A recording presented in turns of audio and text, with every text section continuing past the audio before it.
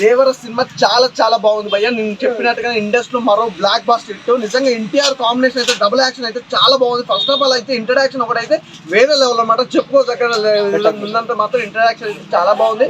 అలాగే background music కానీ RR కానీ ప్రొడక్షన్ వాల్యూ అయితే అబ్బో చించేసుకోవచ్చు భయ్య, అలా ఉన్నాయన్నమాట. సాంగ్స్ అయితే చాలా బాగుంది. మనం నిజంగా చూస్తే అంటే దేవర సినిమా చూసినప్పుడు సాంస్కృతికంగా వస్తాలకైతే ఎన్టీఆర్ జాను కపూర్ కాంబినేషన్ ఎలా ఉంటుందో ఏంటి అనుకున్నాం, కానీ అసలు కాంబినేషన్ అయితే మామూలుగా లేదు, చాలా బాగుంది.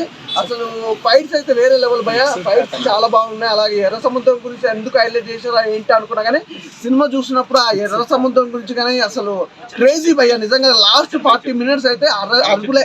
అంటే ఇప్పుడు పబ్లిక్ వచ్చేసి మిక్స్డ్ టాక్ అంటున్నారు కదా, మిక్స్ టాకా ఏ టాక్ లేదు భయ్య. నిజంగా ఎన్టీఆర్ ఎలా ఉండాలో అలా ఉంది. సినిమా కూడా అంతకు మించి ఉంది. అసలు చెప్తున్నా కదా, చూసినోడికి మళ్ళీ మళ్ళీ చూడాలనిపిస్తుంది.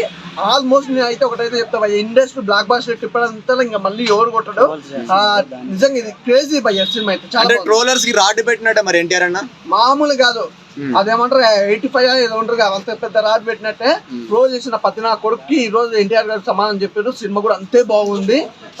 నాకు బాగా ఏంటంటే ఫస్ట్ హాఫ్ సెకండ్ హాఫ్ అని కాదు భయ్య, సినిమా ఒక లెవెల్లో తీసుకెళ్లి తీసిన కొరటాలు ఆ డైరెక్షన్ బాగుంది భయ్య. నిజంగా ఆ స్టోరీ పరంగా చూసుకున్న ఎన్టీఆర్ డైలాగులు కానీ నిజంగా జాను కపూర్ కూడా అంతే బాగా చేసింది భయ్య యాక్టింగ్ అయితే. మరి ఇంటర్వెల్ సీన్ ఎలా అనిపించింది? మరి ఇంటర్వెల్ సీన్ ఏంటి భయ్య, నేను అదే చెప్తున్నాను కదా, సినిమా స్టార్టింగ్ నుంచి ఇంటర్వెల్ దాకా ఒక లెవెల్ అయితే, ఇంటర్వెల్ నుంచి సినిమా క్లైమాక్స్ 40 minutes అయితే ఇంకా అరుపులు అంటున్నాయి కదా, అసలు వేరే లెవెల్. ఎవరు ఎక్స్పెక్ట్ చేయరు. ఎన్టీఆర్ ఇన్ని రోజులు ఒక ఎత్తు, ఇప్పుడు ఒక ఎత్తు. మరి క్లైమాక్స్ ఎలా అనిపించింది బ్రదర్ మీకు? నేను ఒకటే చెప్తాను కదా, క్లైమాక్స్ అయినా ఇంటర్వెల్ బిఫోర్ అయినా ఎన్టీఆర్ గారి ఇంట్రడక్షన్ అయినా బ్యాక్గ్రౌండ్ మ్యూజిక్ అయినా ఆర్ఆర్ అయినా పర్సనల్స్ అయినా స్టోరీ అయినా ఇదిరా సినిమా అనిపించింది.